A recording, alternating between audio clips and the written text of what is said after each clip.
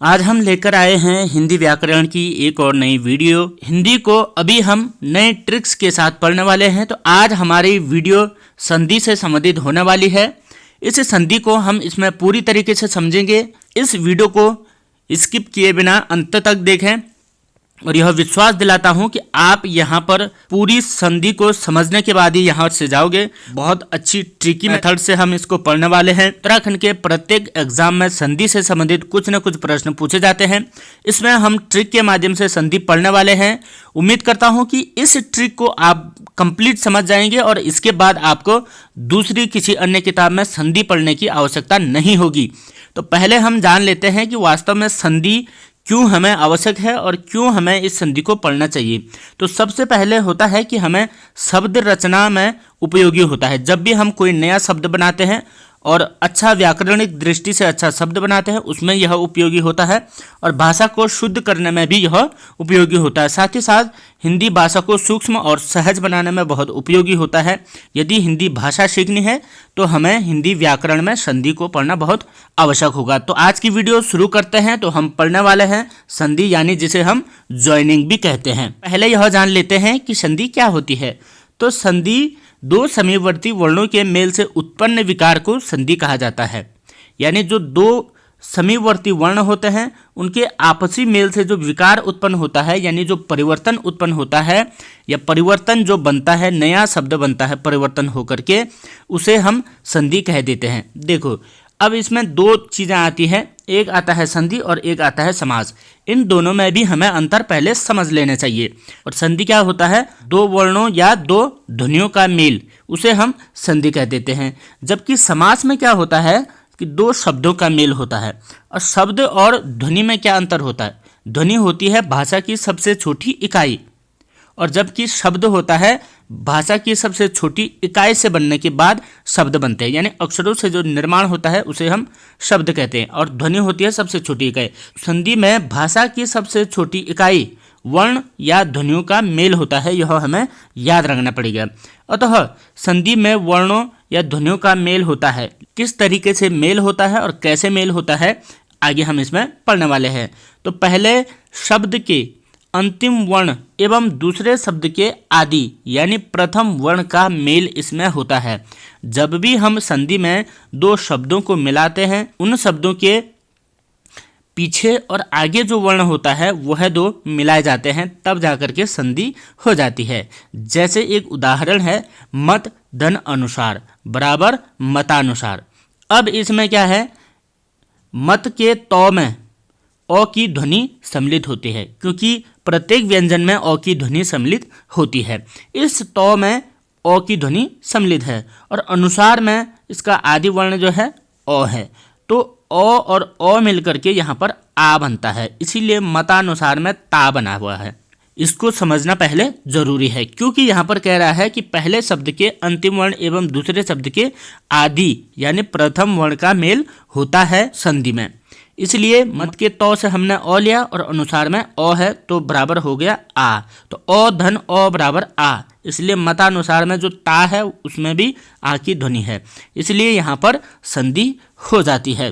क्योंकि तौ वर्ण में अ वर्ण की ध्वनि जुड़ी होती है, इसलिए यहाँ पर हम इसे संधि कह देते हैं। देखिए, संधि शब्द संस्कृत भाषा का शब्द है, यह भी हमें याद रखना होगा, जिसका मतलब सम धन दी होता है संधि। संधि का जो अर्थ होता है वह होता है समान रूप से धारण करना। आई होप कि आप इसको अच्छे तरीके से समझ रहे होंगे। यहाँ पर हम केवल इतना ही समझ पाए कि संधि में किस प्रकार से वर्णों का मेल किया जाता है। अब आगे पढ़ते हैं। संधि के कुछ तत्व होते हैं, यानी संधि के कुछ तरीके होते हैं और संधि में क्या क्या होता है यह हम जान लेते हैं। तो संधि में मुख्यतः एक तो हम संधि करते हैं, दूसरा हम विच्छेद करते हैं। अब संधि और विच्छेद किसे कहेंगे? तो संधि परस्पर दो वर्णों का आपस में मेल कर लेना, उसे हम संधि कहते हैं। जैसे महाधन आत्मा बराबर महात्मा। अब इस महा में हमने इस हा में से आ की मात्रा ली और यहाँ से आ मिलाया, तो आ और आ मिल करके यहाँ ये आ हो जाता है। यह क्या क्या हमने महाधन आत्मा बराबर महात्मा, यानी दो वर्णों का परस्पर हमने मेल किया और महात्मा एक शब्द बनाए, यह हो जाती है संधि। जबकि विच्छेद क्या होता है, वर्णों को पुनः मूल अवस्था में ले जाना या वर्णों को अलग अलग करना। विच्छेद, तोड़ना, अलग अलग भागों में बांटना, उसे विच्छेद कहते हैं। जैसे यहाँ पर ये महात्मा पूर्ण शब्द था, इसको हम इसकी वास्तविक अवस्था में ले जाते हैं या मूल अवस्था में ले जाते हैं, तो हमने इसको तोड़ा, महाधन आत्मा अलग अलग कर दिया है, यानी यहाँ पर विच्छेद हो चुका है। जैसे संधि में एक शब्द और है, देवधन आलय, देवालय, तो हमने यहाँ पर ये मिला दिया है, यानी इस शब्द को संधि शब्द कहेंगे। जैसे मनोधन योग, मनोयोग, ये भी संधि शब्द है। तो हमें यह समझना होगा कि यह किस प्रकार के शब्द हैं। महात्मा, देवालय, मनोयोग, यह संधि शब्द हैं क्योंकि हमने इनको मिलाया है। जबकि जो विच्छेद शब्द होते हैं वह ये होते हैं, जैसे महाधन आत्मा, जगत धन नाथ, वार्ताधन आलाप। तोड़ा हमने इन्हीं को तोड़ा है, इन शब्दों को तोड़ा है, और तोड़ने के बाद इनको हम मूल अवस्था में ला गए हैं, तब इसे हम विच्छेद कहेंगे। तो आई होप कि आप समझ गए होंगे कि संधि और विच्छेद क्या होता है। संधि का मतलब मिलाना और विच्छेद का मतलब तोड़ना या अलग अलग करना, और इसको व्याकरणिक दृष्टि से हम कहेंगे तो शब्दों को मूल अवस्था में लाना ही विच्छेद कहलाता है। अब है संधि के भेद, यानी संधि के प्रकार। कितने प्रकार की संधियाँ होती है, तो वर्णों के आधार पर संधि के 3 भेद होते हैं। कितने भेद होते हैं? 3 भेद होते हैं। पहला स्वर संधि, दूसरा व्यंजन संधि, तीसरा विसर्ग संधि। स्वर, व्यंजन और विसर्ग क्या होते हैं, इसका एक शॉर्ट मेथड है, ट्रिक है, हमें डायरेक्ट यहाँ पर याद रखना होगा। स्वर संधि का मतलब होता है जिन वर्णों में स्वर और स्वर मिलता है, यानी स्वर धन स्वर बराबर स्वर संधि। व्यंजन संधि में व्यंजन के साथ मिलता है स्वर या व्यंजन कोई भी वर्ण, तो व्यंजन संधि हो गया है। वैसे ही विसर्ग संधि में विसर्ग के साथ स्वर या व्यंजन मिल जाता है। यदि आपको यहाँ पर डिटेल इसकी पढ़नी है तो इसे भी आप पढ़ सकते हैं कि संधि का प्रथम तथा दूसरा वर्ण स्वर हो तो स्वर संधि हो जाती है, यानी जिस संधि में प्रथम या दूसरा कोई भी स्वर ही हो जाए तो वहाँ पर हम स्वर संधि कह देते हैं। जबकि संधि का प्रथम वर्ण व्यंजन, जो कि व्यंजन संधि के लिए कह रहा है, तथा दूसरा वर्ण स्वर या व्यंजन हो तो व्यंजन संधि हो जाती है। वैसे ही विसर्ग संधि का भी है कि संधि का प्रथम वर्ण के साथ विसर्ग तथा दूसरा वर्ण स्वर या व्यंजन हो तो विसर्ग संधि कह देते हैं। तो इसका सीधा सा शॉर्ट मेथड जो यहाँ पर ये फॉर्मूला मैंने बना रखा है, आप इससे डायरेक्ट याद रख सकते हैं। देखिए उदाहरण है स्वर संधि का, सत्य धन आग्रह, सत्याग्रह। अब सत्य में यो में ओ की ध्वनि होती है, तो यहाँ से हमने ओ लिया और यहाँ आग्रह क्या आ, तो बराबर आ हो गया, यानी ओ और आ मिल करके आ बन गया इस शब्द में। तो दोनों के दोनों स्वर ही हैं, ओ भी स्वर है और आ भी स्वर है, और बना भी है तो स्वर ही बना हुआ है। तो यह निश्चित रूप से स्वर संधि का ही उदाहरण है। व्यंजन संधि का उदाहरण है अप दन जौ बराबर अब्ज। अब अप का प हमने यहाँ जोड़ा है और उसके साथ जोड़ा है जौ, तो बराबर बो बना हुआ है। यहाँ पर आप देख सकते हैं कि ये प है व्यंजन और जौ भी व्यंजन है, तो व्यंजन और व्यंजन का मेल यहाँ पर व्यंजन हो जाता है। जबकि यहाँ पर कह रहा है कि व्यंजन के साथ स्वर या व्यंजन कोई भी मिल सकता है, तो यहाँ पर व्यंजन मिला हुआ है, यानी यह निश्चित रूप से व्यंजन संधि का ही उदाहरण है। जबकि विसर्ग संधि का उदाहरण है दुह धन उपयोग बराबर दुरुपयोग। दुह के यहाँ पर उ के साथ विसर्ग लगा हुआ है और साथ ही साथ उसमें जुड़ा हुआ है उ, तो यहाँ पर बन जाता है रू। इसका मतलब यह विसर्ग के साथ बना हुआ जो संधि है उसे हम विसर्ग संधि कह देते हैं। इसका डायरेक्ट एक शॉर्ट मेथड होता है कि जिन वर्णों के पीछे विसर्ग आपको दिखता है तो वह सीधी सी बात विसर्ग संधि हो जाती है। लेकिन समस्या तब आती है जब ऐसे संधि शब्द दिए जाते हैं और इनका विच्छेद करना होता है, तब थोड़ा सा समस्या हमें आ जाती है। यह भी क्लियर हो जाएगा, आप देखते रहिए, बने रहिए संधि के साथ। अब है स्वर संधि के भेद। पहले हम स्वर संधि को क्लियर करते हैं, कितने भेद होते हैं, कितने प्रकार के होते हैं। तो स्वर संधि के 5 भेद होते हैं और इन 5 भेदों को हम ट्रिक के माध्यम से याद कर लेंगे। बहुत आसान है, विश्वास दिलाता हूं कि यह इस वीडियो को आप कंप्लीट यहीं पर समझ जाओगे। इसके अलावा आपको दूसरी बुक देखने की बिल्कुल आवश्यकता नहीं होगी। तो पहला है दीर्घ संधि, दूसरा है गुण संधि, तीसरा है वृद्धि संधि, चौथा यण संधि और पांचवा हो गया अयादि संधि। सभी ने पढ़ी होती है, लेकिन दिक्कत यह होती है कि हमें ये चीज़ें याद नहीं रह पाती है लॉन्ग टाइम तक। तो मैं बताता हूँ कि लॉन्ग टाइम कैसे हम इसको याद रखें। इसके लिए हम एक ट्रिक बना लेंगे। वह ट्रिक है कि हम अ से लेकर औ तक के कुछ 3 सीरीज में इन्हें बांट लेते हैं। पहला, ए सीरीज में हमने इसे बांटा अ आ, बी सीरीज में ई उ ऊ और री को रखा है, जबकि सी सीरीज में ए आई ओ औ को हम रख देते हैं। अब इस ट्रिक के माध्यम से हम देखेंगे कि दीर्घ गुण वृद्धि यण अयादि संधि कैसे बनती है। देखो दीर्घ संधि कैसे बनती है। दीर्घ संधि A B plus A B, यानी ए बी के जो ये वर्ण हैं इनके साथ फिर दोबारा ए बी वर्ण मिलने के बाद दीर्घ संधि हो जाती है, क्योंकि दीर्घ संधि का फॉर्मूला यह होता है कि यदि अ ई उ के पश्चात उनके सवर्ण मिल जाएं तो वहाँ पर दीर्घ संधि हो जाती है। यानी अ के साथ अ या आ मिल जाए, ई के साथ ई या ई मिल जाए, उ के साथ उ या ऊ मिल जाए तो दीर्घ संधि हो जाती है। और दीर्घ संधि में क्या बनता है, आ ई उ हमेशा बनता है। तो दीर्घ संधि यहाँ पर कंप्लीट होगी।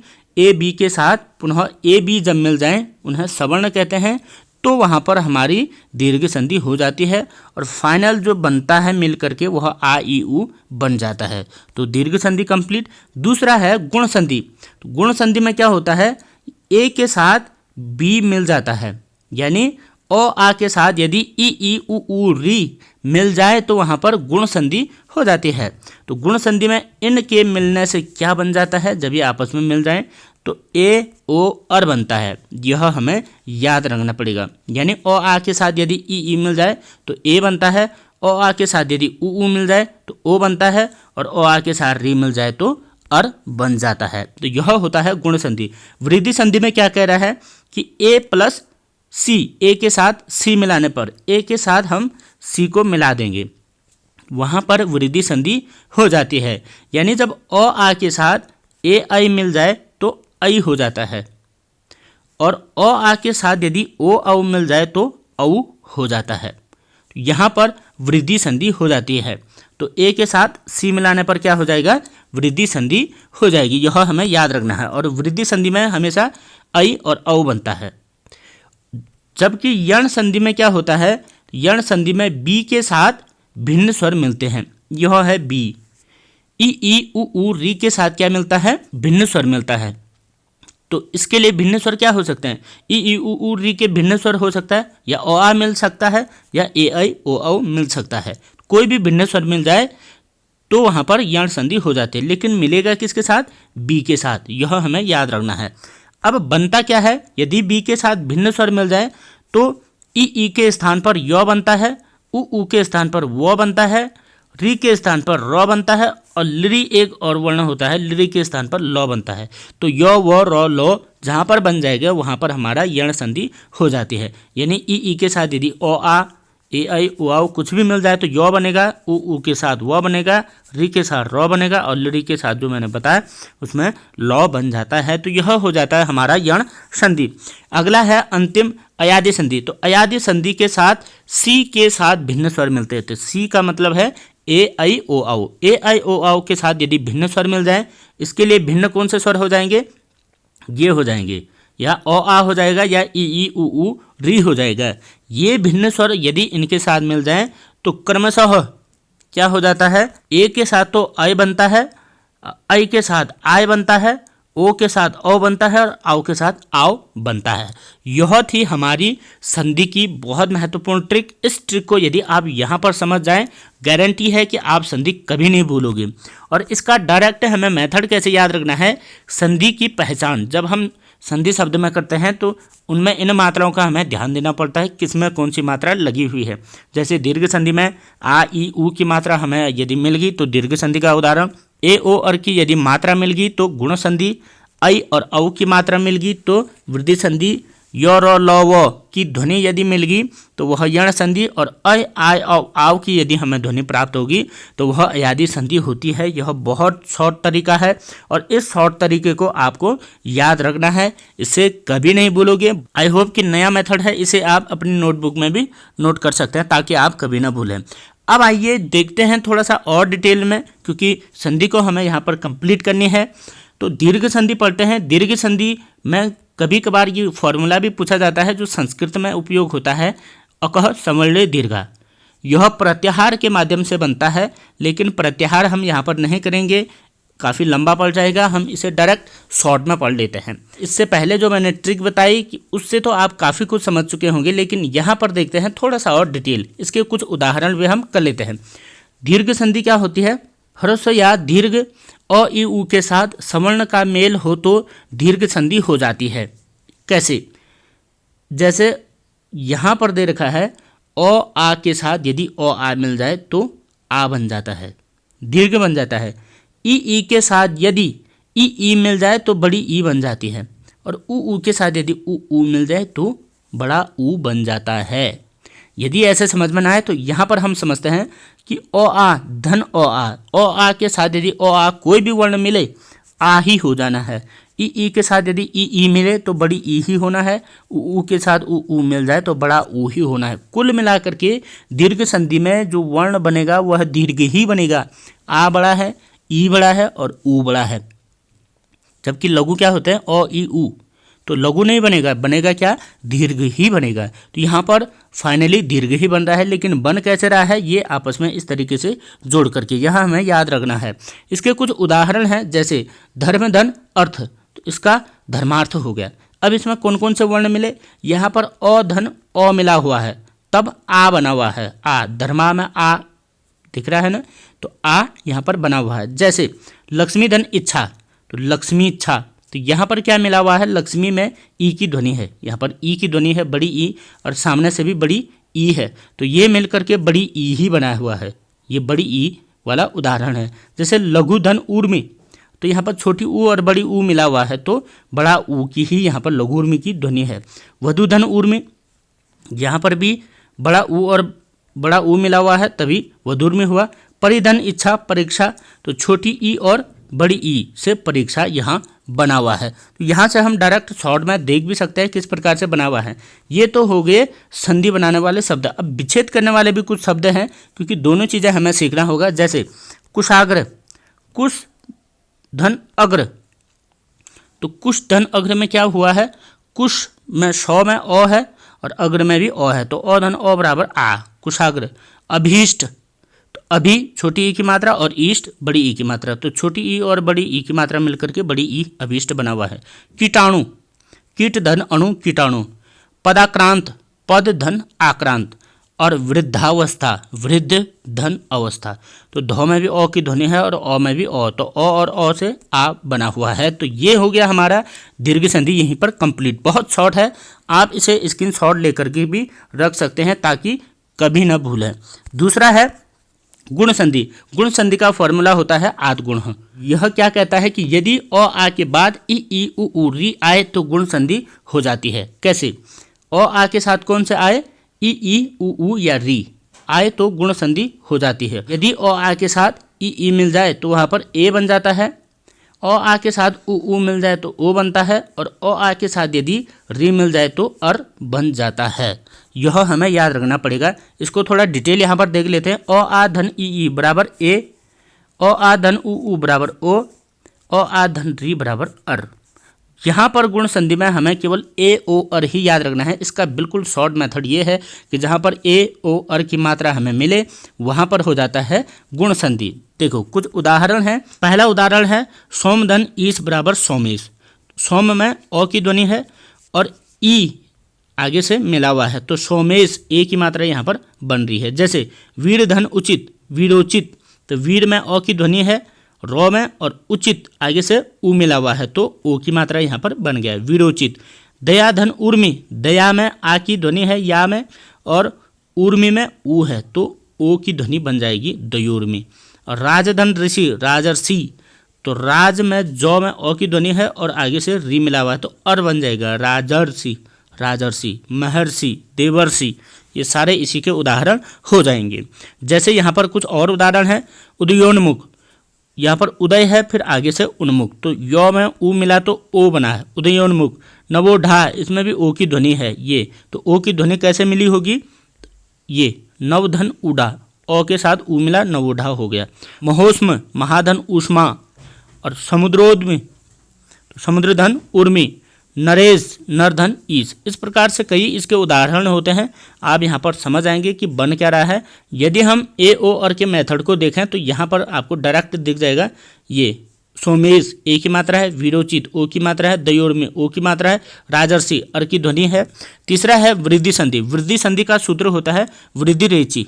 और वृद्धि संधि कैसे बनती है? यदि अ आ के बाद यदि ए आई ओ आओ आए तो वृद्धि संधि हो जाती है। जैसे यदि अ आ के साथ ए आई या ओ आओ मिल जाए तो अ आ के साथ ए आई मिलने पर आई बन जाता है, और अ आ के साथ ओ आओ मिलने पर आओ बन जाता है। जैसे यहाँ पर दे रखा है कि अ आ के साथ ए आई मिलने पर आई बन गया है, और अ आ के साथ ओ आओ मिलने पर आओ बन जाता है। यह इसका बहुत शॉर्ट मेथड है। तो इसमें हमने ध्यान देना कि जिन शब्दों के ऊपर से आई और औ की मात्रा होगी वह वृद्धि संधि हो जाती है। अब उदाहरण देख लेते हैं। जैसे एक धन एक बराबर एक एक, तो क में अ की ध्वनि है और सामने से ए मिला हुआ है, तो एक एक आई की मात्रा इसमें एक एक में है। मत धन एक मतैक्य आई की मात्रा, महाधन ओज महोज औ की मात्रा, परम धन ऐश्वर्य परमेश्वर्य, संहार धन ऐषणा संहारेषणा। तो इस प्रकार से ए और औ की ध्वनि यहाँ पर मिल जाते हैं। जैसे दंतोष्ण दंत धन ओष्ण, धनैश्वर्य धन धन ऐश्वर्य, लोकेशणा लोक धन ऐषणा, वनौषधि वन धन औषधि, सुंदरोदन सुंदर धन ओदन। ये कुछ इसके उदाहरण हो गए हैं। आई होप कि आपको वृद्धि संधि भी समझ में आ गई होगी। अगला है यण संधि। तो यण संधि का फॉर्मूला होता है इको यणची। यदि ई उ ऊ री लिरी के बाद भिन्न स्वर आए तो यण संधि हो जाती है। कैसे? यहाँ पर ई उ ऊ और री या लिरी दे रहा है, इनके साथ भिन्न स्वर आ जाने पर कैसे होता है? ई का यो बन जाता है, उ का वो बन जाता है, री का रो बन जाता है, लिरी का लो बन जाता है। अब यहाँ पर देखिए ई के साथ भिन्न स्वर क्या हो सकते हैं?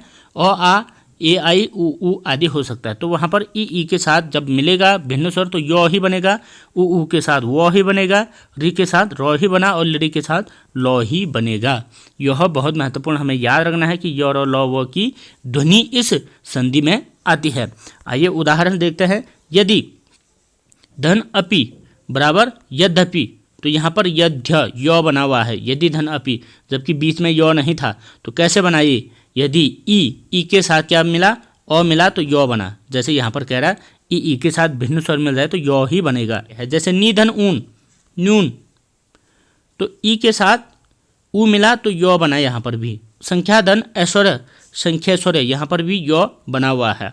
अनुधन इति अन्विति, अब यहाँ पर अनुधन इति ऊ के साथ ई मिला हुआ है तो वो बना, अन्विति यहाँ पर वो बना हुआ है। मातृधन आज्ञा मात्राज्ञा, तो री के साथ आ मिला तो ये रो बना हुआ है मात्राज्ञा। और लिरी धन आकृति लाकृति, तो लिरी के साथ ओ मिला और लो यहाँ पर बन जाता है, लाकृति हो गया है। जैसे कुछ उदाहरण और है। प्रतीक प्रतिधन एक, यहाँ पर यो की ध्वनि है। अत्युत्तम अतिधन उत्तम, अन्वेषण अनुधन ऐषण, धात्रंश धातृधन अंश, और गमलादेश गमलधन आदेश गमलादेश, भुआदि भूधन आदि। ये कुछ इसके उदाहरण हैं। आप इन उदाहरणों में देखें तो सभी जगह हमें यो वो रो लो की ही ध्वनि यहाँ पर प्राप्त हो जाती है। तो इस प्रकार से यण संधि में यो वो रो लो ही हमें याद रखना है। अंतिम आज की महत्वपूर्ण संधि है अयादि संधि। इसका सूत्र होता है एचो यवा यावह। यह भी पूछा जा सकता है। तो यदि ए आई ओ औ स्वरों का मेल किसी भिन्न स्वर से हो तो अयादि संधि हो जाती है। और अयादि संधि के लिए क्या कह रहा है? यदि ए आई ओ औ के साथ भिन्न स्वर मिले तो क्या हो जाएगा? ए के साथ ऐ बन जाएगा, ऐ के साथ आय बन जाएगा, ओ के साथ औ बन जाएगा और औ के साथ आओ बन जाएगा। यहाँ पर इसकी और डिटेल है कि यदि ए के साथ भिन्न स्वर मिल जाए तो ऐ बन जाता है, ऐ के साथ भिन्न स्वर मिल जाए तो आय बन जाता है, और ओ के साथ भिन्न स्वर मिले तो औ बन जाता है, और औ के साथ भिन्न स्वर मिलने पर आओ बन जाता है। यह हमें याद रखना है।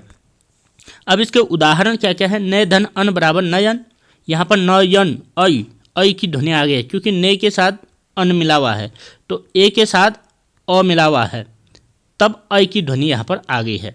देखो जैसे गै धन अक गै, ये देखो ऐ के साथ अ मिला हुआ है तो आय बना हुआ है, यानी ऐ के साथ भिन्न स्वर मतलब अ मिला हुआ है तब आय गायक बना हुआ है। यहाँ पर श्रो धन अन बना श्रवण, तो यहाँ पर औ की ध्वनि है, श्रो ओ के श्रो में ओ की ध्वनि है और भिन्न स्वर मिला तो औ बन गया। भोधन अन भावन, तो यहाँ पर भावन में आव की ध्वनि है, तो भोधन अन अन्य शब्द मिला हुआ है तो भावन हो गया। ठीक, अगला है भवधन उक, तो यहाँ पर भावुक हो गया है, भवधन उक, औ की मात्रा और उक मिला हुआ है तो भाव ये हो गया। जैसे कुछ और उदाहरण है। पवित्र कैसे बना, पोधन इत्र, यहाँ पर औ की ध्वनि है, पवित्र औ, और गवीश गोधन ईश, गवीश यहाँ पर औ की ही ध्वनि है। गायिका इका, तो गायिका आय की ध्वनि है यहाँ पर। भावनी आव, भाव की ध्वनि है आव, तो भवधन इनी भावनी। भवन अवन औ की ध्वनि है तो भोधन अन भवन हो गया। इस प्रकार से हमें अयादी संधि भी याद रख लेनी है। अयादी संधि का एक और ट्रिक होता है, वह होता है कि अयादी संधि के उदाहरण अधिकांशतः 3 वर्ण वाले होते हैं, लेकिन यह गारंटी नहीं कि हर 3 वर्ण वाले अयादी संधि ही हो सकता है, क्योंकि व्यंजन संधि और विसर्ग संधि में भी ऐसे उदाहरण होते हैं। लेकिन उनमें हमें ध्यान ये रखना पड़ेगा कि जिसमें अय आय औ आव की ध्वनि आ जाए वह अयादी संधि हो जाती है। अब एक बार पुनः हम इस फॉर्मूले में जाते हैं, तो आपके लिए यह एक महत्वपूर्ण फॉर्मूला है, आप इसकी स्क्रीनशॉट भी ले सकते हैं। तो मिलाने का जो तरीका होगा उसे हम 3 सीरीज में बांट देते हैं, अ आ ई उ री और ए आई ओ आओ। तो एक हमें लास्ट फाइनल जो याद रखना है वह याद रखना है कि वृद्धि संधि में आ ई उ बनता है, गुण संधि में ए ओ अर बनता है, वृद्धि संधि में ऐ और औ बनता है, यण संधि में यर और लव बनता है, और अयादी संधि में ऐ आय औ आओ बनता है। आई होप कि आपको यह वीडियो समझ में आ रही होगी। यह आपके लिए रामबाण सिद्ध होने वाला है। आप इसे इसी तरीके से याद कर लें, उम्मीद है आप इसे कभी नहीं भूलोगे।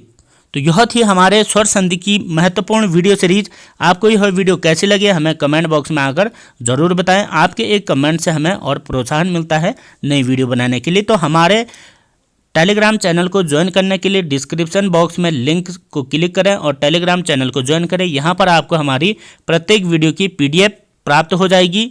और इस तरीके से आज हमारी स्वर संधि कंप्लीट हुई और आने वाली अगली वीडियो में हम विसर्ग और व्यंजन संधि को भी कंप्लीट कर लेंगे। इस वीडियो को आगे भी अपने दोस्तों में शेयर करें। Thank you so much.